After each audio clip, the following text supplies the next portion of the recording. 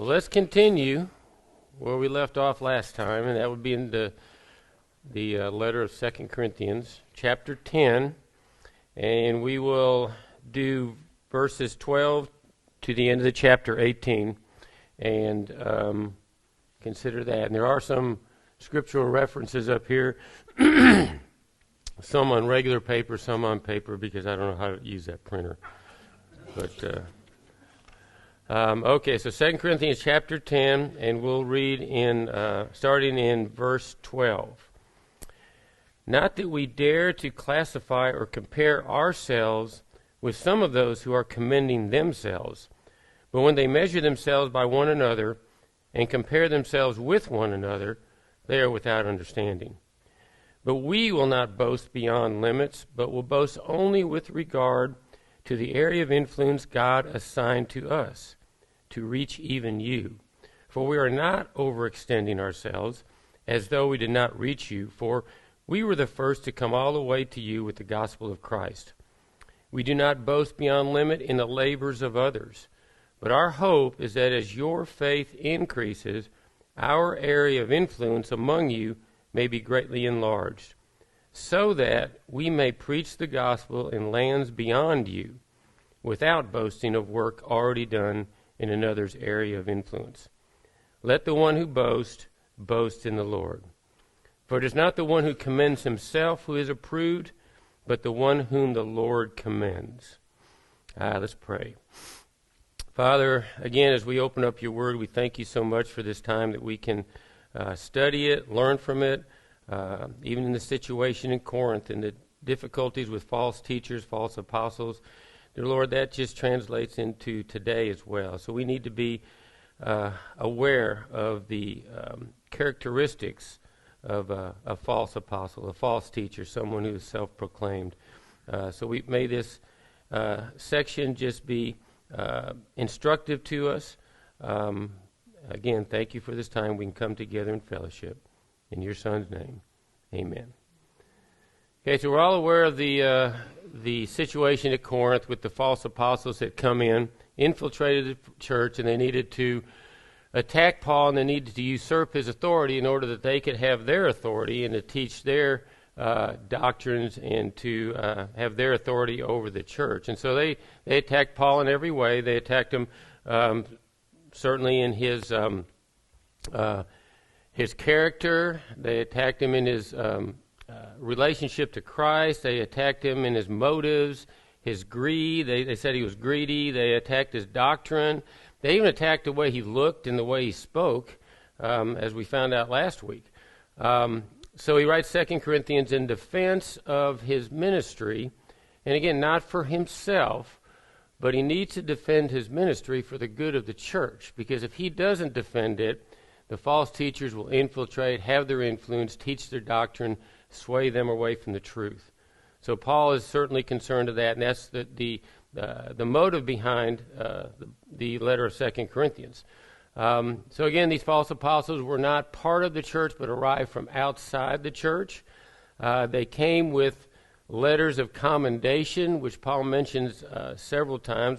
Who commended them, we're not sure, but he says in verse 12 that they like to commend themselves. But they appeared knowledgeable. They were well-spoken, maybe charismatic, personable, and they were stating, though, they were the true apostles, and Paul was not.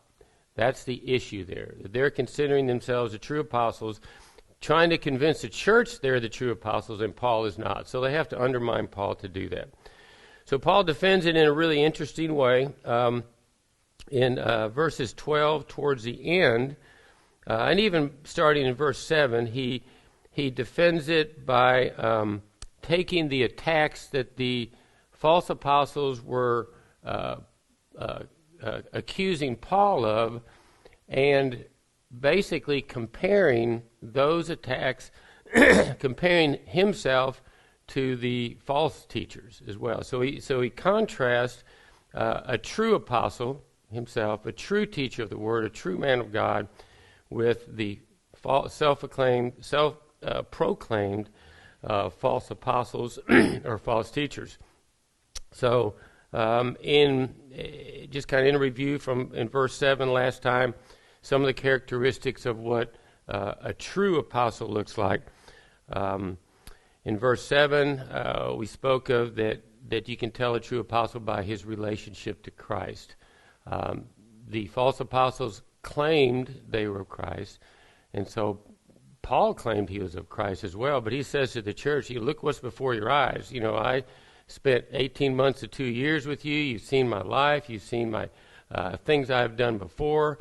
These are coming in from outside and just making a claim. So he says, look what's before your eyes. You can see by my relationship to Christ and to you who is true and who is false. And then in verse 8, we spoke of a true apostle has authority comes directly from Christ. Paul, as well as the other apostles, were taught directly by Christ. And that authority that's given to a true apostle and man of God is used for the purpose of building up the church and not tearing down. False teachers, false apostles, self-appointed teachers like that destroy. They tear down. They do not build up. So that's another way to tell the difference between. In verses 9 and 10, the true apostle cares for his sheep. In verse 10, the false apostles said of Paul that his letters were weighty and strong, and we sure can't deny that. We all know that. But in verse 9, Paul kind of comments on it. He says, I do not want to be frightening you with my letters. I don't want to be terrifying you with my letters. The letters are not for the purpose of frightening you or kind of beating you into submission or anything like that. They are because you needed them. His letters obviously confront sin. They are to the point. They teach when it's necessary. But as you recall, he wrote what he called the severe letter, which was a severe letter in his own words, but that letter grieved the congregation into repenting. It had the intended purpose. So a true apostle cares for his sheep. He writes letters. He doesn't back away from issues and just overstep them like a false teacher would. They would just probably slide over that, not address certain issues, just so that they would continue to have their authority. And then also in verse 10, we spoke of that the true teachers of the word, the true apostles, they kind of disdain worldly methods of presenting the gospel. Okay, Paul in 1 Corinthians, you can read with me in chapter 2, 1 through 5. Paul didn't come with lofty speech and wisdom. He said that. And I'll just read it to you. And I, when I came to you, brothers, did not come proclaiming to you the testimony of God with lofty speech and wisdom. And the false apostles had that lofty speech and that persona that was attractive to the Greek culture and attractive nowadays also. Verse 2, for I decided to know nothing among you except Jesus Christ and him crucified. He spoke the gospel plain and simple. And he said, and I was with you in weakness and in fear and in much trembling, and my speech and my message were not in plausible words of wisdom, but in the demonstration of spirit and power. So his words were not as the accusations of false teachers made. He was not not wise. His words were not lofty in speech, because, verse 5, so that your faith might not rest in the wisdom of men, but in the power of God. So the point is, certainly the wisdom of men has no saving power, okay, but the Spirit does. And so he spoke the truth, not in lofty speech and wisdom, but in truth. And then another last characteristic we talked about last time was that a true apostle has integrity. In verse 11, he says, brothers, I'm the same when I'm with you and the same when I'm not with you. False teachers, false prophets, those that you see on TV, they're kind of one way in front of the camera, another way when they're away from you. And you can see that in people if you're around them enough. Okay, so then we come to verse 12, where we kind of start today. from verse 12 to 18, Paul then again compares himself to the false teachers, the false apostles that were infiltrating. And probably the biggest way of characterizing the two or comparing the two is that nothing characterizes a false teacher or false apostle probably more than pride. He has pride in himself. False teachers, false prophets, those you see on TV, are prideful, as were the false apostles that were infiltrating the church at Corinth. Examples of those, and we're warned of that in the two main books that speak of false teachers and false apostles, 2 Peter and Jude. 2 Peter says, "For speaking loud boasts of folly, they entice sensual passions of the flesh for those who are barely escaping from those who live in error." So they're boasting. They have a boastful attitude about them. And in Jude 1:16, again speaking of these false teachers, it says these are grumblers, malcontents, following their own sinful desires. They are loud-mouthed boasters. So the idea is that the pride is one of the characteristics of a false teacher. And probably the ultimate false teacher, the Antichrist that will come, is spoken of in 2 Thessalonians there, and again is described the same way. Speaking of the man of lawlessness, it says, "Who opposes and exalts himself against every so-called God or object of worship, so that he takes his seat in the temple of God, proclaiming himself to be God." So the pinnacle of the false teacher will be the Antichrist and the man of lawlessness described there and in and in Revelations. But the idea here is that false teachers are prideful. They boast of things that make them look good. They even boast of other people's accomplishments and take credit for it, as we'll see as we go through the passage.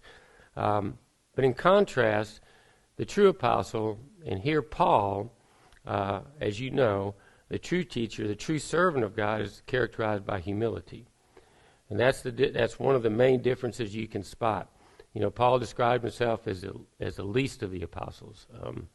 He described himself as a clay pot or a garbage pail. You know, he has his treasure in clay pots, and those clay pots were things that you took out the garbage in. You know, so he understood who he was in relation to God. And he spoke of himself as that former blasphemer, chief of sinners, and he spoke of himself as a wretched man. So Paul never spoke highly of himself, but only what Christ could do through him. I was looking through one of my readings, and there was a quote from a gentleman named Philo the Jew. I know that sounds kind of weird, but he was a Jewish philosopher who lived about this time, and most of his other stuff was kind of way out there, but he understood who he was in relation to the Lord. He was a Jew, a devout Jew. He knew the Talmud. And this is a quote that I ran across. He says this, "I have learned to measure the nothingness of myself, okay, and to contemplate thy exceeding great bounties," God's exceeding great gifts, "and moreover, perceive myself to be dust and ashes, or if there's anything more abject than that." So he had a good view of really who he was in relationship to a sovereign God. Another definition of humility. I think this is another one. I can't take this. This came from John MacArthur's thing. But this is a great biblical definition of humility. You know, we can have worldly definitions of people we think are humble and stuff. This would be a biblical definition of humility. And we'll go through it slow. A true and genuine sense of the conviction that one is utterly and completely unworthy of the goodness, mercy, and grace of God. So first of all, you have to have a true and genuine sense that you're completely unworthy of anything God does for you. And, I kind of put that in caps, incapable of anything of value apart from those gifts. So not only are we unworthy of the gifts God gives us, but we are unworthy of doing anything on our own outside those gifts that God gives us. That would be a true biblical definition of humility. I like that. So in verse 12, again, he starts the discussion, and I'll read verse 12 there again. It says, not that we dare, Paul's saying, to classify or compare ourselves with some of those who are commending themselves. Now, that's obviously talking about the false apostles. But when they measure themselves by one another and compare themselves with one another, they are without understanding. So the false apostles and false teachers are they are prideful in the sense that when they compare themselves to others, they do it for the purpose of making themselves look better. Paul says, we don't do that. He says we dare not do that. We're not going to do that. We don't compare ourselves with someone else here on earth. Paul's, and that's another characteristic of a true apostle as a false, is they're not going to compare themselves with another man for the purpose of elevating himself. Okay, false teachers, on the other hand, will, they like their name in lights. They like to see their face on TV. They kind of want their picture everywhere. Smiling Joel, things like that out there. And in order to feed that pride, they compare themselves to others for the purpose of elevating themselves. But Paul says, we won't do that. And what you also have to realize is the standard. What is the standard that these false teachers are measuring themselves by? Okay, number one is to by each other, but they're measuring by the standards they think are important. So the false teachers in this time are measuring themselves by their persona, their eloquence, their knowledge, their speaking success. They would by what authority has been granted to him on this earth, signs, even powers, and whatever successes they may have had in their false ministry. That would be the standard they're comparing themselves to all the other false teachers.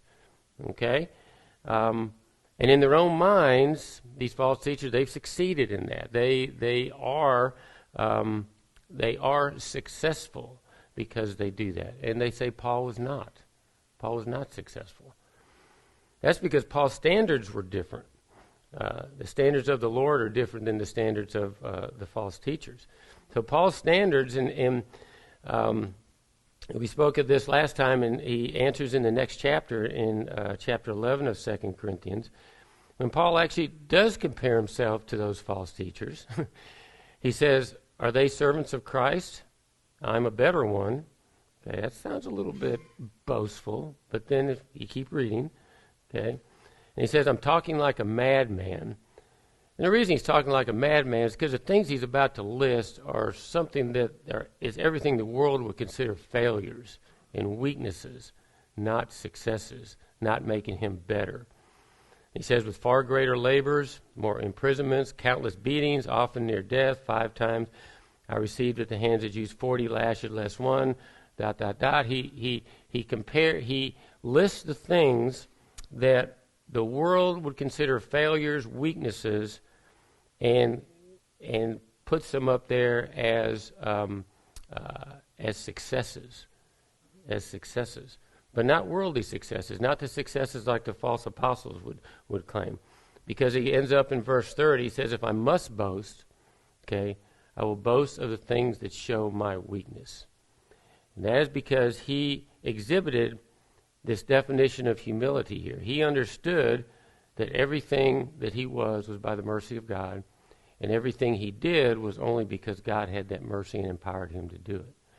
So the weaker he is, the more glory is brought to God, and the stronger he becomes. So a true man of God, a true apostle, won't ever compare himself with other human beings, but he's going to compare himself only with Christ. Okay, and he understands that he falls far short of anything that Christ is and exhibits. And anything he does is because of Christ. So that's number one. They're not going to compare themselves in verse 12. In verse 13, this true apostle, he won't go beyond the limits that God set for him.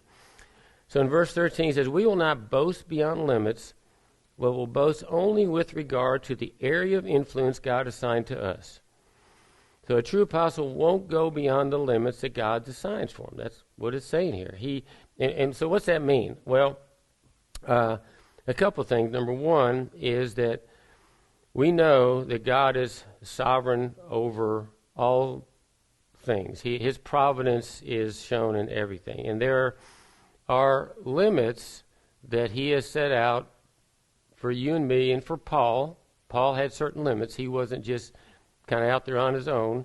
The Lord works his providential path in different ways, but we'll kind of go on. And he'll say, we'll never boast of something that wasn't something that God led us into doing. That word that beyond limits or an area of influence, and in King James it speaks of measure. It uses the word measure there. That Greek word is canon, not the kind you shoot, but the kind the canon of Scripture. And a definition of that is a standard of measure, okay? It's a sphere, and it sometimes was used as a lane in a race. And so you're running this race, but you're staying within the lane that God placed there for you. So the area of influence, the area of sphere of influence that the Lord gave to Paul was what he did, and he was content to do what the Lord commanded him and led him to do. As you recall, he was Paul said this: he would never boast beyond what God has sovereignly allowed him to do. Okay, and he has a sovereign design, as we said, in a certain area of influence. And he said he'll never boast outside that. He'll never say that he did something he didn't do or that was outside the design God had set for him. And that's important to understand, because false teachers are, because of their pride, they desire no limits. They don't like to be confined, and they would want to be the pastor of the world or something like that. They want more and more. But Paul knew from the time of the Damascus Road experience what the design for him was, and that was that he was going to be God's chosen instrument to take the gospel to the Gentiles. That's what he knew that. And in going to Corinth, he was not outside those limits. Corinth was the Gentile, was nation area, right? And just kind of an example as to how God weaves his providence in Paul's life and ours life. If you recall in Acts 16, the Spirit kind of led them where they were going to go. They went through the region of Phrygia and Galatia, having been forbidden by the Holy Spirit to speak a word in Asia. So if they wanted to go to Asia, the Spirit was prohibiting them. God was directing them. And when they had come up Mysia, they attempted to go to Bithynia, but the Spirit of Jesus did not allow them. So in some form or fashion, that Spirit was guiding Paul where he went through a vision into Macedonia, started the church in Philippi after that. But overall, his ministry was to the Gentiles. And how far that extended, Paul didn't know exactly, but he knew that was his lane to run in. That's what he was supposed to do. And in Romans, he reiterates that at the very beginning and end.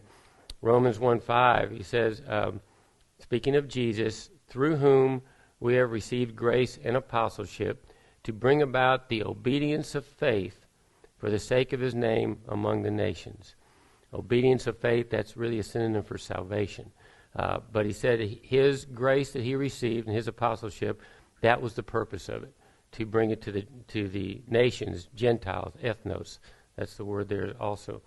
And then at the very end of Romans, he said this: for I will not venture to speak of anything except what Christ has accomplished through me to bring the Gentiles to obedience by word and deed.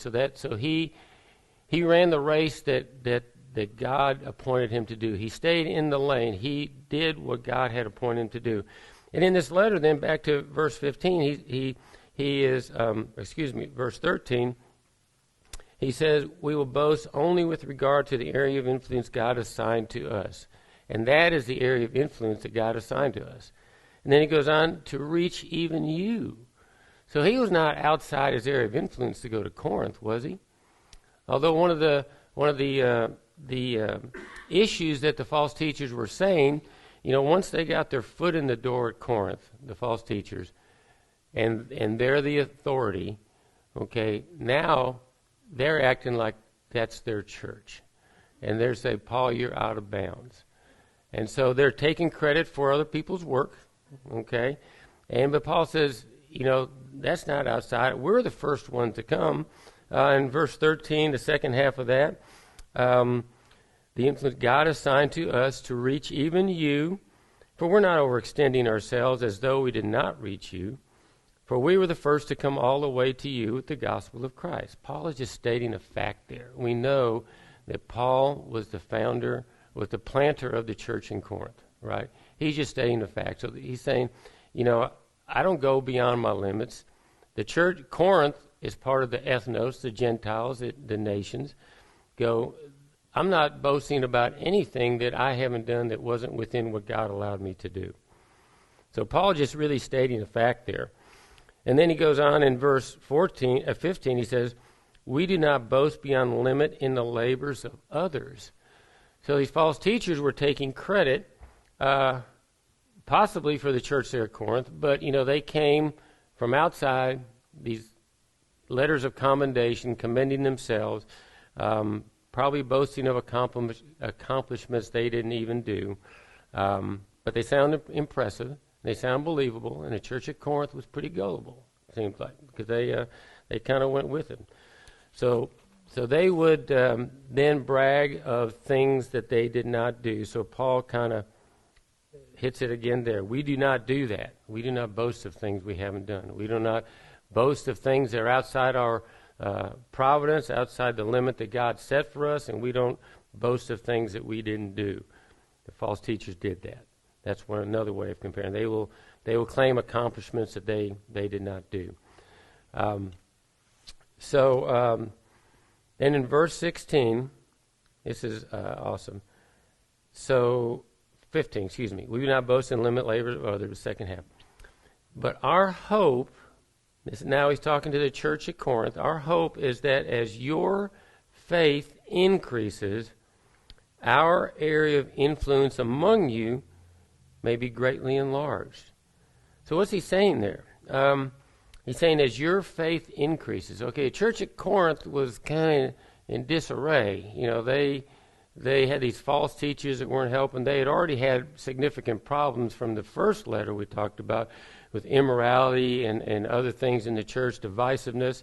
But he's saying as your faith increases, as you as a church become more solid, as you as a church become solid enough to where I can appoint elders and take care of yourself, then you as a church will go and extend that area of influence around you, in that area of Achaia, around Corinth, to extend there.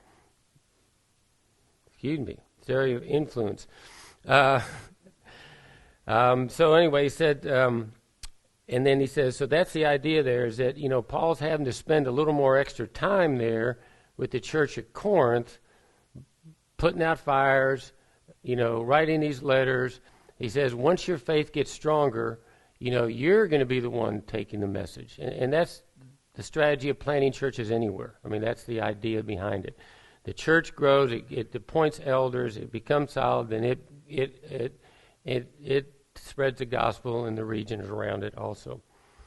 But then he goes on in verse 16, he says, our hope is that as your faith increases, our area will be greatly enlarged, so that we may preach the gospel in lands beyond you.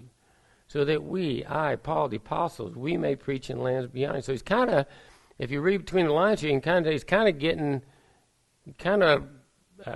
after the Corinthian church here. He's saying, listen, you guys are kind of hindering the spread of the gospel because you can't get your act together here. Your faith, you need to get strong on your own so that we can go preach to lands beyond. And that will still be within the sphere of influence that God had appointed to Paul. So he's saying, and at the end of 16, he kind of gets another dig into the false apostles without boasting of work already done in another's area of influence. Again, these false teachers, once they got their foot in the door in Corinth, they felt like they were the authority here and were basically boasting of another man's work there in Corinth. So Paul is saying that he would never do that, and I think he reiterates that in Romans 15:20. He says, "And thus I make it my ambition to preach the gospel, not where Christ has already been named, lest I build on someone else's foundation." So Paul's purpose, Paul's appointed lot in life was to spread the gospel to the Gentiles, to the nations, everywhere else. So Paul, again, he doesn't, his humility will not let him boast of anything he didn't do. And the things he does boast of, he states in verse 17. He says, "Let the one who boasts, boast in the Lord." So he boasts in the Lord's accomplishment. He understands that we are just clay pots. We understand that we have nothing to offer God outside the grace he gives us. And so if you're going to boast of anything, any accomplishment, or take credit, you boast in the Lord because he's the one that accomplished that through you. The false apostles and false teachers, they like to take credit for what they do. They boast of things even that others had done to make themselves look better. So Paul will never compare himself to other men for the purpose of exalting himself. He'll never go beyond the boundaries the Lord set. He'll never boast of work done by another. He'll only boast in the Lord and what the Lord has done. And this is a quote from Jeremiah 9:23. And let's just read that awesome because it's good. He says, "Thus says the Lord, let not the wise man boast in his wisdom, and let not the mighty man boast in his might. Let not the rich man boast in his riches, but let him who boasts boast in this, that he understands and knows me, that I am the Lord who practices steadfast love, justice, righteousness in the earth. For in these things I delight, declares the Lord." So we must boast in nothing other than what the Lord does. We don't boast in, and Paul didn't boast in himself. Paul never boasted really in his outward circumstances. He would learn to be content in having a lot, having a little.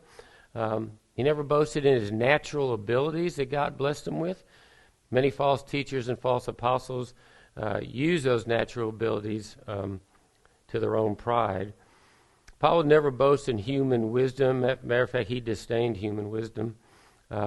He never boasted in his knowledge or his learning, although he was very knowledgeable and very learned.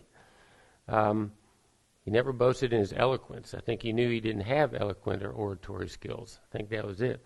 But he never boasted in any of the physical gifts that God had given him, nor did he ever boast in his righteousness. He did prior to the Damascus Road. His righteousness, he had that all figured out, didn't he, before then? But not anymore. He knew where his righteousness came from. And he never boasted in, again, his service and the labors and things he did. He never boasted in the opinions of other men.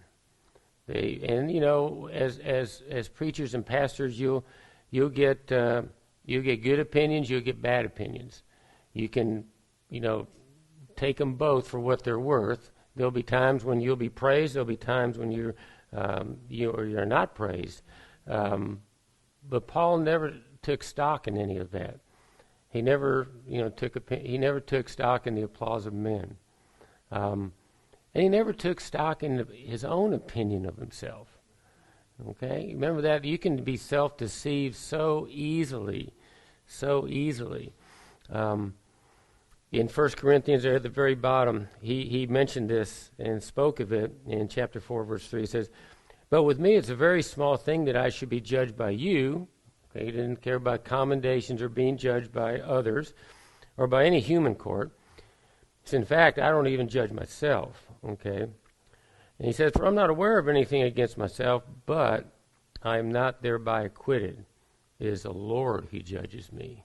So even our idea of ourself, our opinion of ourself, doesn't matter at all in the ultimate scheme of things. Our boast, we don't boast in anything but Christ, the author of life and the giver of all good gifts. We boast in His wisdom, His righteousness, His sacrifice, His redemption, and His sanctification for us. And that all leads up then to verse 18. Pretty much all goes together. For it's not the one who commends himself. Again, he had just previously spoke of these false teachers commending themselves, right? It's not the one who commends himself who is approved, but the one whom the Lord commends. So on Judgment Day, and the time when you would like to be approved by our Lord, your assessment of yourself and your assessment of your life and what you think, what you did, the many good things, doesn't matter. It has no bearing at all. It will not make you approved. Matter of fact, it could unapprove you, obviously. But, it's easy in this earth to make a good impression on people. You can pull the wool over people's eyes. I mean, that's what the false teachers were doing there. They could pull the wool over the Corinthians' eyes. But the reason they were false certainly is because everything they did came not because of Christ, but because of the demon Satan behind them teaching these false doctrines. And part of their persona is their flattery of themselves, their pride of themselves, the image they emanate when they're up there. Matthew Henry said this is good. And preachers, both false teachers and true teachers, will either get praise or flattery or condemned, either one. But Matthew Henry said this, and speaking of these false teachers, "But of all flattery," and people can flatter you for many reasons, self-flattery is the worst. I like that. And then self-applause, which I guess he's talking about this self-commendation that these false teachers were giving themselves, it's seldom any better than self-flattery, which is self-deceit. So if we flatter ourselves, we are really deceiving ourselves because we know anything that we are is from Christ. And then it says, at best, self-commendation is no praise, okay, but it's foolish, vain, proud. That's all it is. So these false apostles were just that. They commended themselves. They compared themselves to other people for the purpose of increasing their ego, their self-esteem, their pride. They're characterized by that, self-appointed authority. They took credit for other people's work that they did. And they basically are prideful. In contrast to the true apostles, true teachers, who refuse to compare themselves to other men, only to Christ. They're characterized by humility in the fact that they will not go outside the ground, outside the lane that God has for them. They don't want to be pastor of the world, ruler of the world, things like that. They'll never take credit for another man's work, and they will boast only in the Lord and not themselves, because they understand where all things, all gifts come from. And without those gifts, we can't do anything of any value. We'll put it that way. So that is the difference. We need to be aware of some of the characteristics of true and false teachers, their persona, the way they are, the way they act, their theologies and the things they teach will all be different, but their characteristics will be similar to this. So let's pray, and then we'll move on. Father, we thank you again so much for this time that we can look at your word. We pray that today we can be made aware, to be discerning between true and false teachers, true and false apostles, true and false men of God. Lord, because sometimes we know it's not easy in this world. But we look towards the man. The humility of the man was inside the man, and who that man points to and gives credit to in all things, dear Lord. Thank you again as we go on today. May our worship of you just be pleasing in your ears. In your Son's name, amen.